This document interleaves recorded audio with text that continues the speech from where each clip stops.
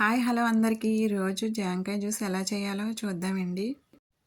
ఎప్పుడు జాంకాయ తినడమే కాదండి, ఒకసారి ఇలా జ్యూస్లా ట్రై చేయండి, మీకు నచ్చుతుంది. పిల్లలకు కూడా ఈవినింగ్ స్కూల్ నుంచి వచ్చాక ఈ జ్యూస్ ఇచ్చారంటే చాలా ఎనర్జీగా ఉంటుందండి. ఒకసారి ఇలా డిఫరెంట్గా ట్రై చేసి చూడండి, మీకు నచ్చుతుంది. ముందుగా జాంకాయలు నీట్గా వాష్ చేసుకొని కట్ చేసుకొని ఉంచుకోవాలండి చిన్న చిన్న ముక్కలుగా.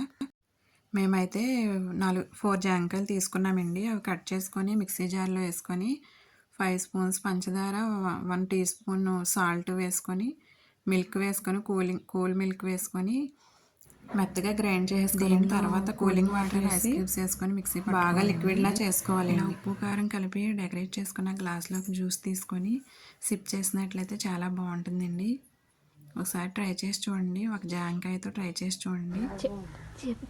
మా పాపకైతే బాగా నచ్చింది, మీరు కూడా ట్రై చేసి చూడండి.